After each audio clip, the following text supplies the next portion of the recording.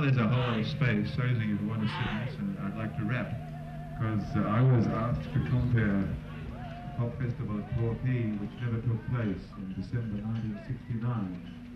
And that was the first one they tried to do here, and the government stopped it because they were paranoid, and because there weren't enough lavatories, terrible, isn't it? Naughty government up here.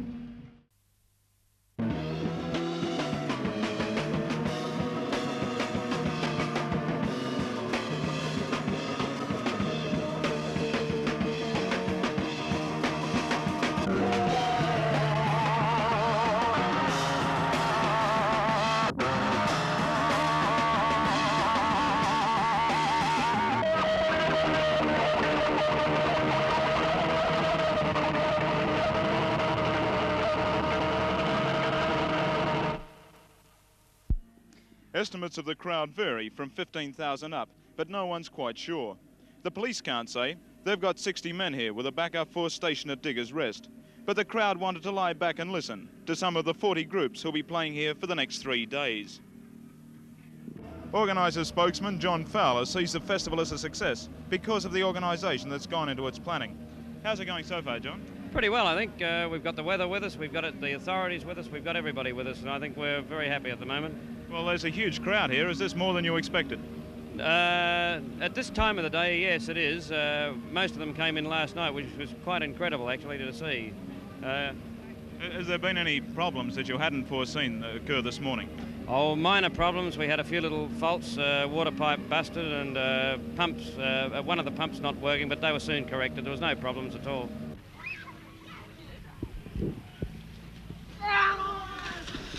It seemed that half of Australia's press photographers were clustered around the narrow creek that runs through the property, waiting for what's become the trademark of any pop festival worth its name, nude bathing. But maybe because of Victorian prudery, they were disappointed.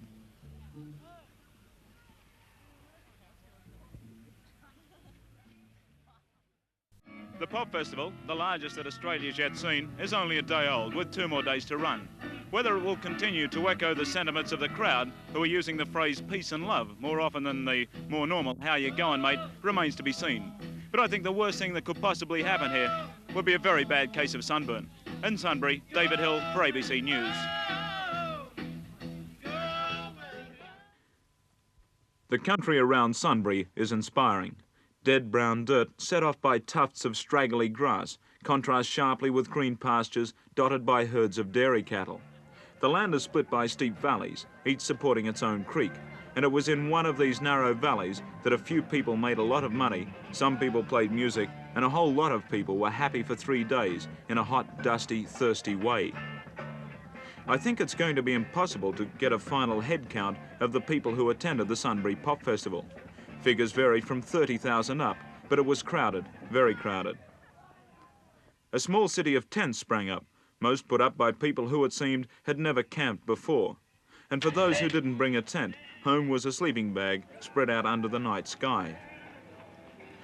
While some of Australia's top pop groups kept up a steady blast of sound, the stage pulsated from the noise and music rolled up the valleys.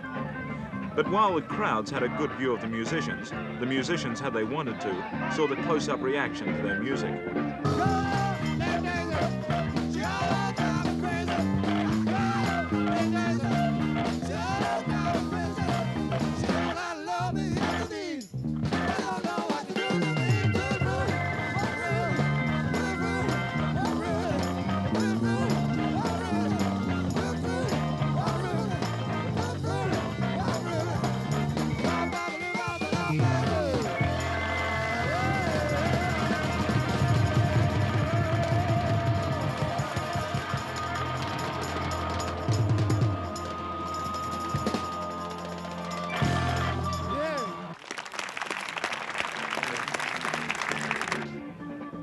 A small vein of healthy private enterprise sprang up a short distance from the main area, where it was possible to haggle over your purchase of a genuine leather headband, beads, Indian shirts, incense, or straw hats with Sunbury 72 painted on the rims.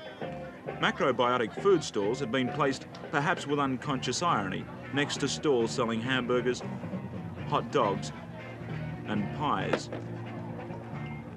But the real heroes of the festival weren't the musicians, the crowds or the salesmen. They were the St John's Ambulance Brigade members, sweating in heavy uniforms, who performed Herculean tasks, mending cuts, dealing with fractured skulls and rescuing over-ambitious swimmers. It was a tough order for the on-duty police, but most of them were young and many had asked for the assignment. They quickly established a rapport with the crowd, which occasionally subjected them to some good-natured heckling when the pace of the concert died down. There'd been fears of widespread drug abuse before the pop festival began, but the main problem was alcohol. Drugs were there and available if one was prepared to go out looking. But according to most of the pop fans, smuggled beer and wine were responsible for all the incidents. You guys been having a good time here? Yeah, really fantastic. You seem to be drinking a lot of grog. Oh, I reckon. 30 dozen. What up, 30 dozen?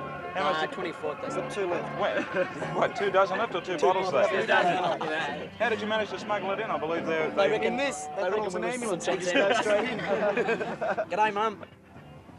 The Sunbury Pop Festival is over, and now the thousands of pop fans that have packed this rather deserted spot in the Victorian countryside have got to make their weary way home. The riots that were expected didn't eventuate, the trouble that was expected didn't eventuate, and police, ambulance officers and organisers have all been unanimous in their praise for the behaviour of the crowds. All that's left are huge piles of rubbish littering the area, and these will have to be cleared up in the next day or so. In Sunbury, David Hill for ABC News.